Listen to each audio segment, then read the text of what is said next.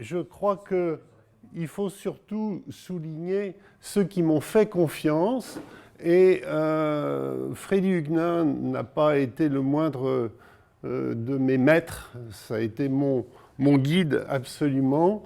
Et je dois remercier celui qui m'a confié ses patients, les gens qui m'ont accueilli à l'hôpital, qui m'ont confié leurs patients, et donc celui qui m'a amené à l'ostéopathie crânienne, et enfin Freddy.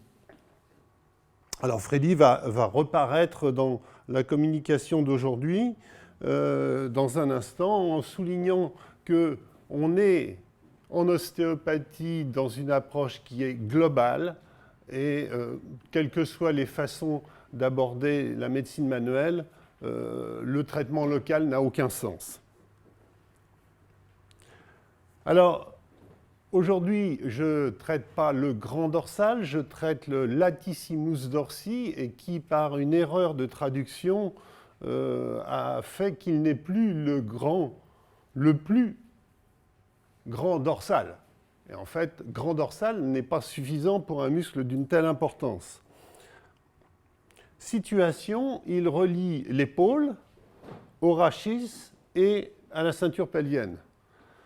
Cette façon de lire les insertions est quand même bien intéressante parce que ça permet de visualiser une fonctionnalité un peu différente.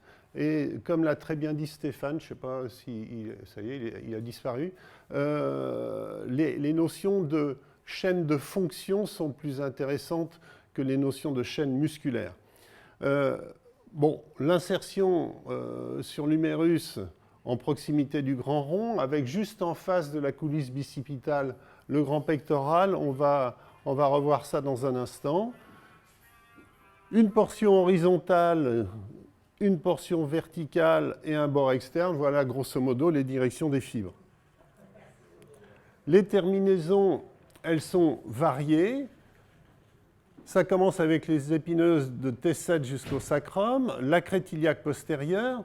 L'épine iliaque postéro-supérieure fait partie des insertions du muscle grand dorsal, et c'est donc intéressant de ne pas oublier qu'on teste le bassin dans le signe de Piedali dans sa recherche. On teste également la longueur, la distensibilité du grand dorsal, les 3-4 dernières côtes qui forment le bord latéral du tronc, et puis 20% d'insertion sur la pointe de l'omoplate. Ce n'est pas une insertion systématique, mais elle a son importance. Voilà une autre visualisation à la fois théorique et pratique. On voit très clairement l'importance du fascia thoraco-lombo-sacré, qui est une nappe fibreuse multicouche et multidirectionnelle, avec une continuité marquée sur les muscles fessiers. Et les insertions communes que j'ai manqué de souligner, on va revenir là, excusez-moi, les insertions communes entre le trapèze inférieur et le grand dorsal, qui sont des éléments tout à fait essentiels de la chaîne postérieure. Ces notions de chaînes fonctionnelles, qui sont un peu différentes des chaînes profondes, le but étant en fait des chaînes de coordination mettant en rapport un squelette fibreux en tension depuis l'épaule au bassin, mais surtout d'une épaule au bassin opposé, ou une épaule à l'épaule opposée. Et ces notions de globalité sont bien gérées par un système fibreux qui fonctionne très bien. Elles sont également efficaces sur une chaîne antérieure, avec non pas un point de départ huméral postérieur comme avec l'insertion du grand dorsal, mais avec un point de départ juste en avant de l'autre côté de la coulisse bicipitale, en partant du grand pectoral, la chaîne des droits, le muscle pyramidal du bassin et les adducteurs. Évidemment, ça continue encore un peu plus bas. Ce sont en avant des chaînes fonctionnelles qui ont exactement les mêmes tendances que pour les chaînes postérieures partant du grand dorsal, des fibres ascendantes, des fibres horizontales et des obliques qui sont homolatérales ou contralatérales en suivant la chaîne des obliques. Et c'est comme ça qu'en fait on bouge. On ne peut bouger que parce que ces chaînes fonctionnelles mettent en jeu des éléments diagonales. Il y a quand même encore des chaînes latéralisées et fonctionnelles, donc qui mettent en jeu les obliques et le grand dorsal. Par le biais de l'oblique et de l'épiniliaque antéro-supérieur, on finit avec le couturier. Ces chaînes sont reprises dans d'autres concepts et à chaque fois, dans la chaîne postérieure, le grand dorsal est un élément tout à fait clé. Et j'ai mis un peu de jaune sur les insertions et les structures qui sont classiquement enseignées qui étaient enseignées par Freddy. Le reste, ce sont des expansions qui sont en fait assez communes puisque ça suit aussi des réseaux de fonctions et des réseaux fibreux. L'innervation et la vascularisation du grand dorsal. Le tronc postérieur du plexus brachial va délivrer le nerf thoraco-dorsal. L'artère dorsale transverse va se diviser l'artère thoraco-dorsale se divise en deux branches, une branche transverse et une branche descendante, et il y aura un pédicule accessoire qui, lui, viendra des artères costales pour compléter l'artère thoraco-dorsale. En termes de physiologie, comme on trouve dans Kendall ou dans Travell et Simons, l'extension du bras, la rotation interne et l'abduction et l'adduction, c'est le travail du grand dorsal. Mais en contraction bilatérale, il y a une action sur le rachis d'extension franche et d'antéversion du bassin, donc en fait d'augmentation de la lordose. Chose très importante, surtout ces derniers temps, depuis 3 ans, c'est que les patients qui ont bien toussé avec un Covid, 2 Covid, un 3e Covid et qui ont pris une grippe entre les deux, ont tous des souffrances du grand dorsal. Et c'est quand même un muscle qu'il faut aller visiter systématiquement. Voilà, là on se retrouve sur Travell et Simons avec la description de la mauvaise douleur du milieu du dos. Donc cette zone extrêmement pénible qui en fait est présente quelle que soit la position, évidemment volontiers aggravée par le mouvement alors même que c'est le mouvement qui peut en être la solution. Donc c'est pas simple du tout de vivre avec ce type de douleur. Cette douleur trouve pour origine de nombreux points gâchettes dans le muscle et les trajets des douleurs référées sont différentes en fonction de ces points gâchettes. La notion de point gâchette, c'est la traduction de trigger point, mais celle de myogélose, qui est celle de l'école suisse et de l'école allemande, évoque plutôt les modifications tissulaires et en particulier de la substance fondamentale sous l'influence du système nerveux sympathique, et ça relie directement la dysfonction articulaire à la souffrance tissulaire. La chose importante, c'est la notion donc du diagnostic étiologique. Il faut rapporter à la myogélose une dysfonction articulaire, et c'est l'examen clinique qui va faire la différence, en sachant que pour chaque zone d'irritation articulaire témoignant d'une dysfonction, il existe une réponse dans l'appareil locomoteur qui est un stéréotype de dysfonction que l'on trouve dans la musculature périphérique et non pas dans la musculature rachidienne. C'est totalement dissocié de la souffrance segmentaire. c'est la réponse non métamérique du système nerveux central qui crée ce stéréotype de dysfonction. La question, c'est souvent qui a commencé. Alors pour les uns, le muscle a commencé, la dysfonction articulaire a suivi. Pour les autres, c'est l'articulation qui va faire souffrir le muscle. En tout cas, dans un cas comme dans l'autre, il y a bien un moment où il faudra traiter les deux.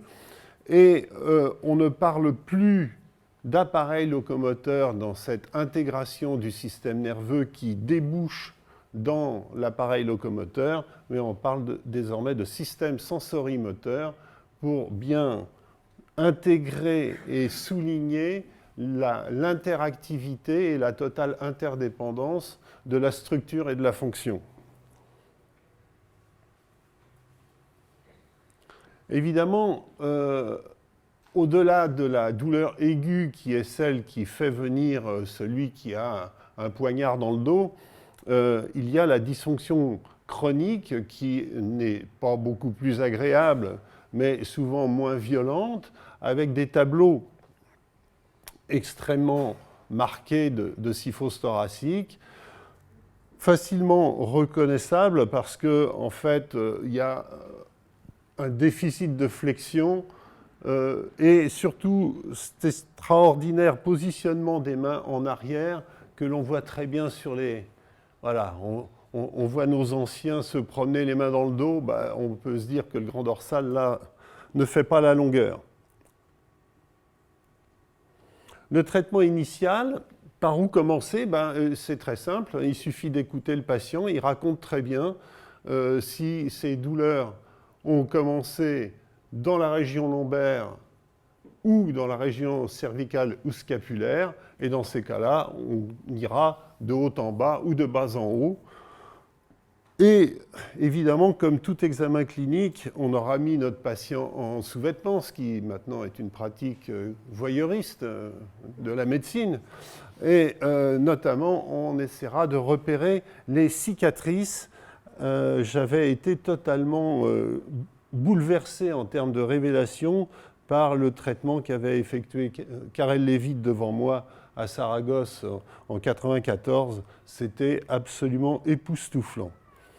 La peau, et bien voilà, quelques exemples de peau, de l'incision classique à la microchirurgie, de la médiane délabrante, de la vilaine kéloïde sur un grain de beauté qui n'était peut-être pas si terrible que ça, et la très insidieuse et jolie cicatrice de césarienne, qui est, semble-t-il, à regarder parfaite, et qui, si elle n'est pas testée, n'a aucune chance de révéler la souffrance antérieure qui est créée, qui maintient le patient dans une flexion, lui interdisant d'exprimer sa lordose lombaire, et on rentre dans les déséquilibres qui ont parfaitement été exposés tout à l'heure, et je trouve que c'est d'un raccord absolument parfait.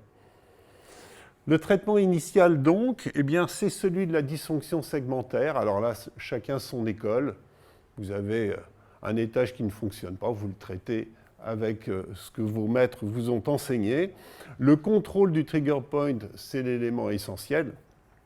Si on n'a pas un soulagement sur la souffrance du muscle, on va reproduire dans le segment, dans le segment, non, puisque on n'est pas obligatoirement dans le segmentaire, puisque c'est du système nerveux central. En revanche, l'information par le canal qu'a emprunté le message douloureux reviendra au système nerveux central et reconstituera la dysfonction et sa relation avec l'articulation. Pour Freddy, les éléments essentiels de souffrance en rapport avec le grand dorsal sont la jonction crânio-cervicale, et en particulier C0, C1, thoracolombaire, T12L1, et en particulier la 12e côte, et enfin la sacro-iliaque dans son pôle supérieur.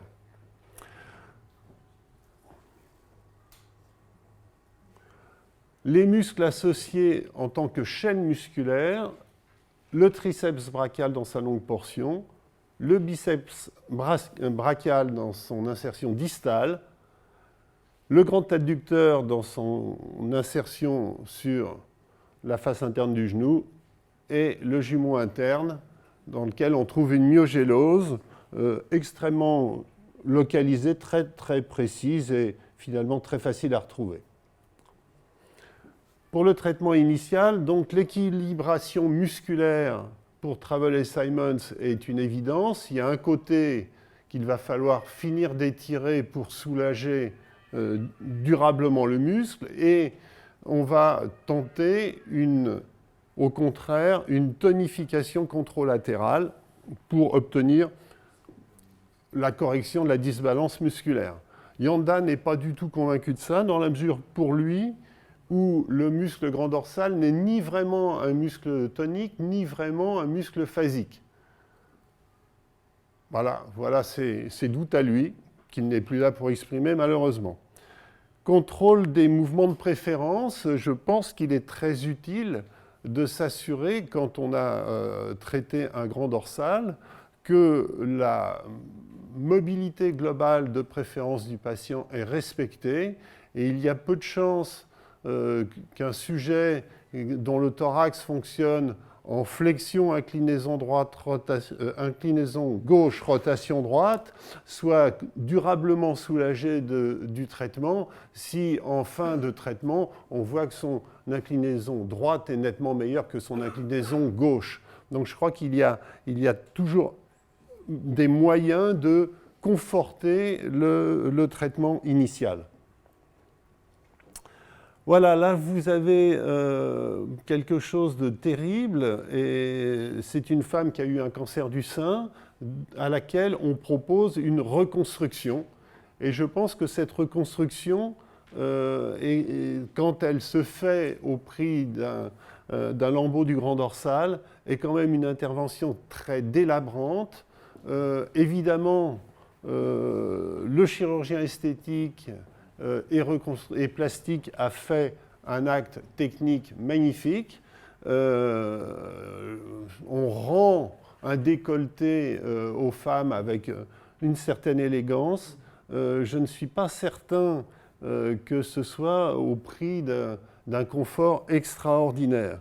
Et en cela, il y a eu une étude qui n'est pas si vieille, 2012, sur un groupe de patients pas considérable, mais quand même, 75 femmes suivies pendant 32 mois, 4 en réalité. On démontre clairement une réduction de l'activité physique pour 43% des patientes qui avaient une pratique sportive avec les membres supérieurs, nettement moins avec les membres inférieurs, mais 80% s'avèrent gênés dans des gestes de la vie quotidienne, et là c'est quand même beaucoup plus préoccupant. En sachant que la conclusion de l'article évoquait le fait que des facteurs psychologiques pouvaient être responsables évidemment de la moindre reprise ou de la limitation de l'activité sportive au décours d'une chirurgie reconstructrice. C'est déjà fini.